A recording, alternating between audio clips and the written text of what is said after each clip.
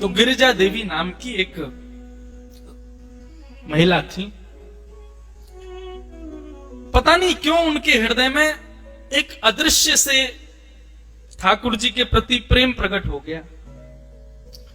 एक दिन सहज ही अपने पति से कहा, मुझे वृंदावन जाना है। पति ने कहा, ठीक है, कल तुम्हारी व्यवस्था कर देते हैं, वृंदावन चली जाओ। ज्यादा नहीं, 50, 60, 100 वर्ष पुरानी बात होगी, ज्यादा से ज्यादा। लेकिन मैं केवल जाके दर्शन करके वापस आने के लिए नहीं मांग रही हूं आज्ञा, मैं सदा के लिए वृंदावन ही रहूंगी, मैं वापस नहीं आऊंगी। पति ने पहले तो बहुत मना किया, बहुत दिन तक उसकी आज्ञा का, बोले ऐसे कैसे जाने दूंगा, कहां रहोगी, क्या कर, बोले वो नहीं पता, बस मुझे वृंदावन जाने दो। जब स्थिति ऐसे होने लगी, कृष्ण विरह का ज्वर चढ़ने लगा, बुखार आने लगा, किसी भी औषधि से भी वो बुखार दूर नहीं होता था, तो पति ने यही सोचा, उसी में भलाई है कि इनको वृंदावन भेजे। और वृंदावन आए। श्री राधा रमण जी की अनन्य भक्त, सदा उन्हीं के दर्शन करते, उन्हीं की लीला का अनुभव करते।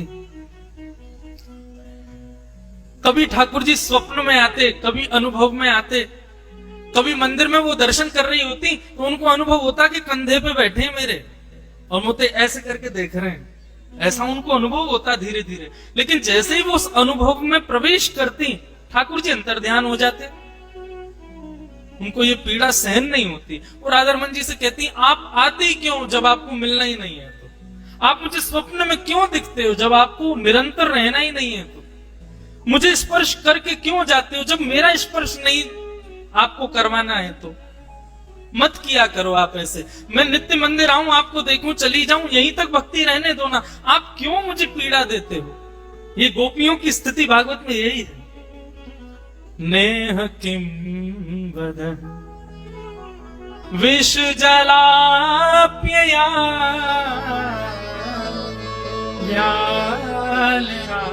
राक्षसा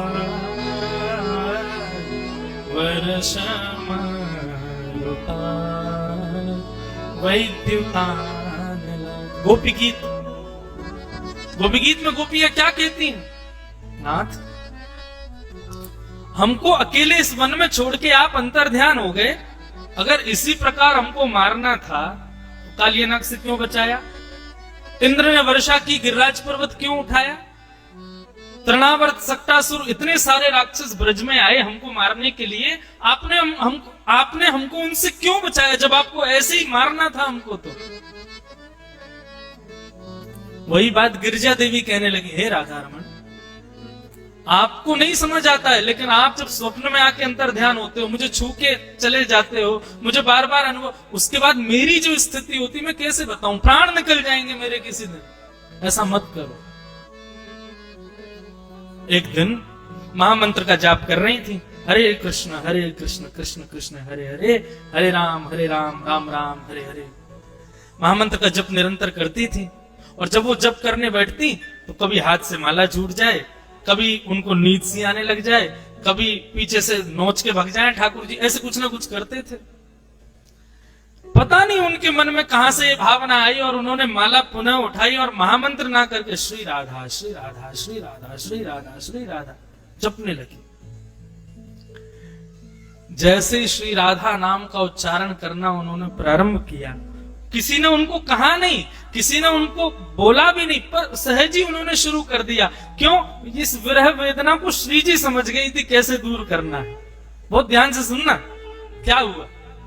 जैसे श्री राधा राधा राधा जपने लगी तो गिरिजा देवी एक गोस्वामी जी के यहाँ किराए पर रहती थी, नीलमणि गोस्वामी जी के घर पर किराए पर रहती थी। वो गोस्वामी जी को ज्वर चढ़ा था, वो लेटे हुए थे अपने बिस्तर पर। अचानक बिस्तर पर लेटे लेटे उनको पता नहीं क्या हुआ, वो कहने लगे, गिरिजा देवी को बुलाओ, गिरिजा देवी को बुलाओ, गिरिजा देवी को बुलाओ। लोग दौड़े दौड़े गए, अरे गिरिजा देवी, गोस्वामी जी पुकार रहे हैं, जल्दी चलो। वो दौड़ करके जैसे ही आई गोस्वामी जी के पास, कहो बाबा। तो गोस्वामी जी रोते रोते बोले, अब तुम मुझे छोड़ दोगी, तुम मेरा नाम नहीं जपोगी, तुम श्री जी को ही ध्याओगी, तुम श्री जी को ही पुकारोगी, मेरा नाम नहीं बोलोगी। ये भाव सुनते ही गिरिजा देवी स्तब्ध हो गई। बोले ये हुआ क्या? तब उनको याद आया, बोले मैं महामंत्र करते करते श्री जी का नाम उच्चारण करने लगी, इसलिए ठाकुर जी ही इन गोस्वामी जी के मुख से मुझे संकेत कर रहे हैं और विरह व्याप्त करके कह रहे हैं कि मेरा नाम क्यों नहीं ध्या रही हो, मुझे छोड़ दोगी, अब तुम श्री जी की हो जाओगी और सदा उन्हीं की रहोगी, मेरा नाम नहीं ध्याओगी। तुरंत उन्होंने बैठ करके महामंत्र का जप किया। जैसे ही महामंत्र किया तो तब गोस्वामी जी ठीक हुए। तब उनको चाबी पता चल गई ठाकुर जी की। अच्छा तो ये बात है, मतलब ठाकुर जी महामंत्र आदि ये सब ठाकुर जी के नाम है, सब अत्यंत श्रेष्ठ है। भगवत कृपा तब तक होगी नहीं जब तक उनके नाम गुरु प्रणाली से नहीं